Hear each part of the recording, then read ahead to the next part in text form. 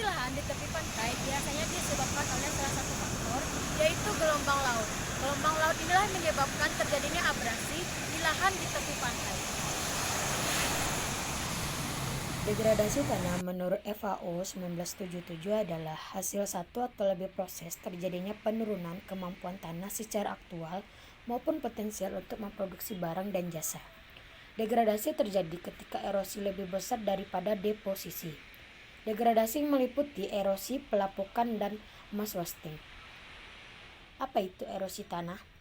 Erosi tanah merupakan proses geologis di mana partikel tanah terpisah dan diangkut oleh berbagai agen-agen erosi. Agen-agen erosi ini meliputi air, angin, gletser, dan gravitasi. Erosi tanah juga dapat terjadi karena dipicu oleh berbagai fenomena alam yang terjadi di planet bumi ini, seperti terjadinya longsor yang disebabkan oleh gempa bumi. Pengertian lainnya adalah erosi merupakan sebuah proses pemindahan tanah atau batu melalui proses eksogenetis seperti aliran air atau angin yang kemudian akan berpindah dan berdiam di daerah lain. Wilayah pesisir pantai merupakan daerah peralihan laut dan daratan. Kondisi tersebut menyebabkan wilayah pesisir mendapatkan tekanan dari berbagai aktivitas dan fenomena yang terjadi di darat maupun di laut. Fenomena-fenomena yang terjadi di daratan seperti erosi banjir dan aktivitas yang dilakukan seperti pembangunan pemukiman, pembabatan hutan untuk persawahan, pembangunan tambak dan sebagainya pada akhirnya memberikan dampak pada ekosistem pantai.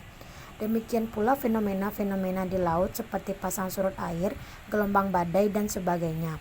Selain dampak pada ekosistem, ada pula perubahan konfigurasi pantai. Supriyanto menyatakan bahwa perubahan konfigurasi pantai di wilayah pesisir dapat disebabkan oleh kegiatan atau proses-proses alami atau non-alami, atau bisa disebut juga sebagai kegiatan manusia, baik yang berasal dari darat maupun laut. Erosi pantai yang disebut juga dengan abrasi akhir-akhir ini cenderung meningkat di berbagai daerah. Abrasi merupakan pengikisan atau pengurangan daratan atau pantai akibat aktivitas gelombang, arus, dan pasang surut. Dalam kaitan ini, pemadatan daratan mengakibatkan permukaan tanah turun dan tergenang air laut sehingga garis pantai pun berubah. Pantai dikatakan mengalami abrasi jika angkutan sedimen yang terjadi di suatu titik lebih besar bila dibandingkan dengan jumlah sedimen yang terangkut keluar dari titik tersebut.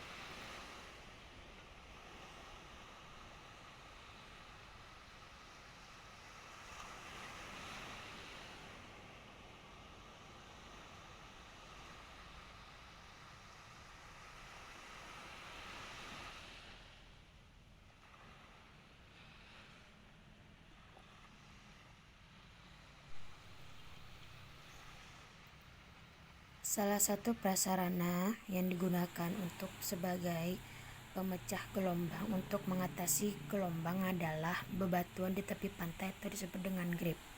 Pemecah gelombang atau dikenal dengan pemecah ombak atau bahasa Inggrisnya breakwater adalah prasarana yang dibangun untuk memecah ombak atau gelombang dengan menyerap sebagai energi gelombang. Pemecah gelombang digunakan untuk mengendalikan abrasi yang menggerus garis pantai. Pemecah gelombang atau grip harus didesain sedemikian sehingga arus laut tidak menyebabkan pendangkalan karena pasir yang ikut dalam arus pengendapan di kolam pelabuhan. Bila hal ini terjadi, maka pelabuhan perlu dikeruk secara reguler.